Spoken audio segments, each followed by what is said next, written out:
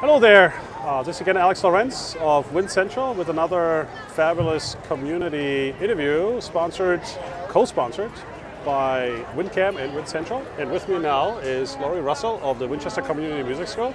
Hello and welcome, Laurie. Thanks, Alex. Thanks for having me this afternoon. How are you? I'm fine. Yeah. It's a great day for Town Day. I know, rain is holding up, sun is still out. Yes, yeah, very busy and crowded. I love it. Great. You are the executive director at the music school? I am. I'm the executive director. I've been there for 9 years now. Followed the founder of the music school, Laurie Nichols. The school is now going to be 30 years old in the fall. Yeah. So Laurie Nichols started the school 30 years ago? Yes, she did. In the same building?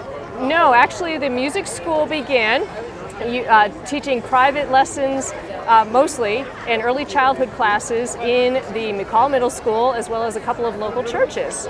And it wasn't until 1997 that the music school decided to purchase our new home for music over at 407 Highland Avenue. And they did a wonderful building campaign and bought the property and rehabbed it. And we have now been in that facility for 11 years. Great. And so the building is on 407 Highland Avenue, you said? That's correct. And that building has some unique history itself, I think? It truly does. There's been a number of families who have lived at 407 Highland Avenue throughout its history. It was built in 1913. But the most famous resident of the what we call now our home for music was Frank Fontaine, who was a movie star, and a lot of people might know him as the bartender on the Jackie Gleason show. Great. Okay. So you've been there now for, say it again? We've been there for 11 years. For 11 years. Mm-hmm. And you've been serving just the Winchester community? Well, mostly we do serve Winchester. 74% of our students are from the town of Winchester, but we actually pull students from over 30 communities. A number of the towns that touch Winchester, but we also have students who come down from New Hampshire, out near Concord, and out near Worcester actually, and even up from Charlestown and Dorchester.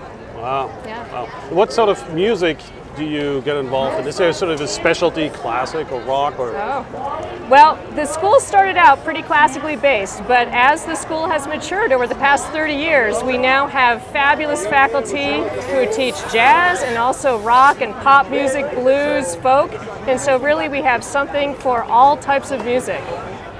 We do have some faculty even who are specialists in certain types of world music, so we have a fabulous flamenco guitarist now, we have Brazilian music, we do drumming, so there's really some nice world music going on along with that, classical, rock, and jazz. Great. So I just happen to have very little experience or training in the field of music. Mm-hmm. I'm sorry. It's never I'm sorry too late. Too. It's never too late. And so for me to come into the music school and learn a particular instrument or skill, do I have to have a certain minimum skill set? Absolutely not. So we serve students from beginners of all ages, by the way. We start as young as 18 months with music and movement classes, all the way up through 98 years old. And so you could be an adult beginner or a young child who wants to start out. But also on the other end of the spectrum, we can train students who are ready to go off to audition and go to music conservatory. So we really have the full gamut covered. Our faculty are trained at some of the finest music schools and conservatories across the United States, but also in Europe and Asia too. So your faculty actually does its own faculty recitals? They do. I'm glad you mentioned that. Our faculty recital series takes place starting in the fall. We'll start up again in September. It's a series of 8 faculty concerts throughout the entire school year. They bring their musician friends in, and sometimes they play solo recitals, sometimes it's chamber music, so we do a number of wonderful performances for the community, that most of which are free. They're fabulous, I must say. I've been to a few of them. Yes, you have. They're just unbelievable. Yeah, it's just really incredible what sort of talent we have here in Winchester at this music school. Thank you. Yeah. So, my kids are around 4 and 6 years old. Okay. And they would like to start an instrument. Great. So I hear different stories. Okay. Which one is the first instrument that the child should start off with? Well, my advice, I'm a classically trained percussionist myself, and when I was a young child, I started on piano, like many children do. We start on piano. But then I really wanted to play the drums. And so I then took up the drums, and eventually, obviously, it won out because I went to music school and became a percussionist. But for parents who are trying to figure out what instrument to start with, one of my biggest pieces of advice to you is to choose something that your child actually seems interested in. So if you really want them to start with piano, but they would rather play guitar, I would advise you to think about really doing the guitar, because one of the things about studying an instrument is you do need to practice it. And you want it to be something that they're going to play, that they're happy doing, and that they enjoy the sound of. That's if you don't like the sound of what you're doing, then you're not going to want to do it. So that's one of my biggest pieces of advice. Sounds like a happier experience for the entire family. Exactly right, exactly right. And we do offer throughout the year a couple of petting zoos, instrument petting zoos, and those are a lot of fun.